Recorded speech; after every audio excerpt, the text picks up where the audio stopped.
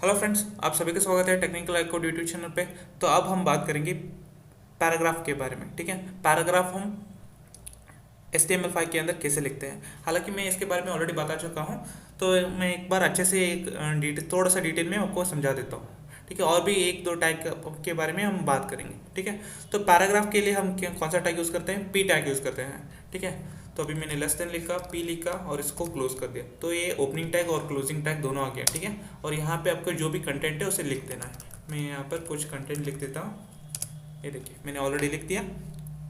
ठीक है, तो ये बेसिकली क्या आ गया, कुछ कंटेंट आ गया। ठीक है, अब मैं इसको सेव करता हूँ। तो अब मैं आपको पहले दिखा देता हूँ ये कैसे दिखता है। देखिए, कुछ ऐसे दिखता है। ठीक है, अब आपको पता चल गया होगा पैराग्राफ कैसे लिखते हैं। ठीक है, अब मैं क्या करता हूँ बेसिकली, यहाँ पर लोरेम है। ठीक है, उसके बाद मैं कुछ स्पेस देता हूँ। कुछ स्पेसेस मैंने छोड़ा। यहाँ पे देखिए, यहाँ पे कुछ वर्ड है, डोलोरम क्यू ऐसा कुछ वर्ड है। मैं इसके बाद में एक एंटर देता हूँ। ठीक है, एक एंटर देता हूँ, तो यहाँ पर एक बेसिकली दो एंटर दिया मैंने बेसिकली। तो यहाँ पे मैंने इसको सेव करता हूँ। तो ठीक है, अब मैं इसको रिफ्रेश करता हूँ, तो क्या हो रहा है, यहाँ पे कुछ भी चेंजेस नहीं आ रहा है। ठीक है, यहाँ पे क्या हो रहा है, कुछ भी चेंजेस नहीं आ रहा है। लेकिन मुझे क्या करना चाहिए, मुझे ऐसा चाहिए था। तो मुझे इसके लिए मैं क्या करता हूँ बेसिकली, यहाँ पर मेरे पास एक टैग होता है BR टैग। ठीक है, BR टैग के लिए कोई ये नहीं होता कि इसका कोई क्लोजिंग टैग नहीं है, बस एक सिंगल टैग है। ठीक है, इसको ये बेसिकली BR टैग क्या करता है, एक लाइन एक्स्ट्रा छोड़ता है। ठीक है, एक लाइन हम आगे छोड़ता है। ठीक है, यानी कि एक एंटर दबाने के बाद जो कि हम नेक्स्ट लाइन पहुंचते हैं ना, बिल्कुल ये वैसा ही करता है। ठीक है, अब मैं देखिए यहाँ से लेके डोरेम के बाद एक लाइन क्या हो गया, एक एंटर के बाद एक नेक्स्ट लाइन पे पहुंच गया। ये जो वर्ड है नेक्स्ट लाइन पे पहुंच गया। ठीक है, ये जो वर्ड है नेक्स्ट लाइन पे पहुंच गया। अगर आप एक और लाइन गैप देना चाहते हैं तो एक और BR टैग लगा दीजिए। ठीक है, तो मैंने एक और BR टैग लगा दिया। तो अभी क्या होगा, एक और लाइन यहाँ पर गैप आ जाएगा। ठीक है, मिडल एक और लाइन आ गया। तो अगर आप एक और चाहते हैं तो क्या बेसिकली आपको क्या करना है, एक और BR लगा देना है। ठीक है, ये देखिए यहाँ पर मैं एक और लाइन गैप आ गया। ठीक है, अब मैं इसको BR को हटा देता हूँ। ठीक है फ्रेंड्स, अब आपका एक सवाल पूछेंगे कि क्या हमें हर बार BR टैग ही लगाना होगा क्या? मतलब हम हर बार तो नहीं लगा सकते, क्योंकि हमें बड़े बड़े पैराग्राफ लिखने होते हैं, कभी कभी बहुत सारी चीज़ें करनी होती है, तो हर बार हम कैसे कर सकते हैं? तो उसके लिए एक और चीज़ आता है जो कि हमारा जो कि है प्री टैग।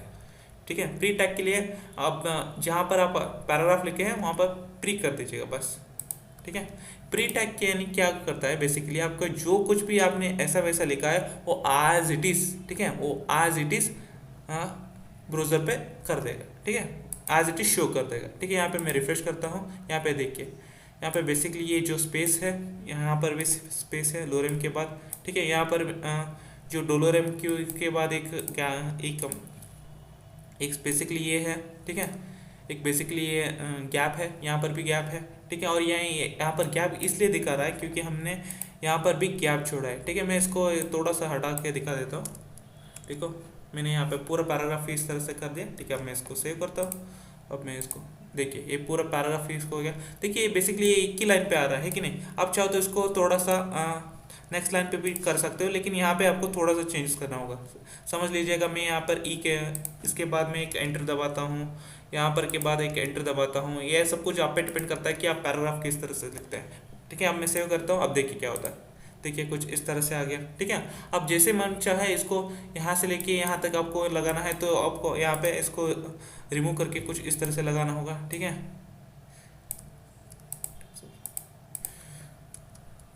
ठीक है, अब मैं इसको ठीक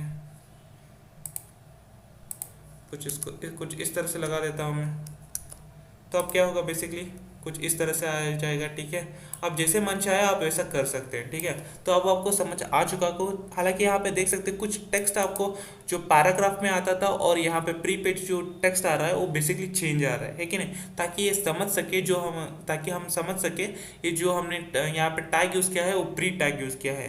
तो प्री टैग लगाने का फ़ायदा ये है, आप प्री टैग के अंदर जो कुछ भी आप लिखते हो वो एज इट इज़ आ जाता है, जबकि पैराग्राफ में वैसा नहीं आता। वो अगर आपने यहाँ पर स्पेस छोड़ा है तो वो अपने आप हटा देगा। यहाँ पर आपने एक पैराग्राफ के बाद एक छोटा सा लाइन छोड़ा है, मतलब एक ब्रेक दिया है, तो आप वो क्या होता है बेसिकली वो अपने आप हटा देगा। लेकिन प्री टैग के अंदर आपने जो कुछ भी लिखा है वो एज इट इज आ जाएगा।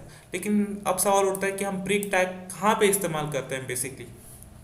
जब हम कोडिंग करते हैं तब हम प्री टैग का इस्तेमाल करते हैं। हालांकि आप कहीं और जगह पे भी इस्तेमाल कर सकते हैं, लेकिन हम बेसिकली कभी कभी कई बार इसे कोडिंग पे भी किया जाता है, क्योंकि हाँ हर बार बी आर टैग इस्तेमाल नहीं कर सकते ना, इसलिए कभी कभी इस प्री टैग भी इस्तेमाल किया जा सकता है। तो मुझे उम्मीद है आपको सब कुछ समझ आ चुका होगा paragraph, B R tag and pre tag के बारे में। आपको सब कुछ इस वीडियो में इतना ही था। मिलते हैं अगले वीडियो में। Till then take care, bye bye.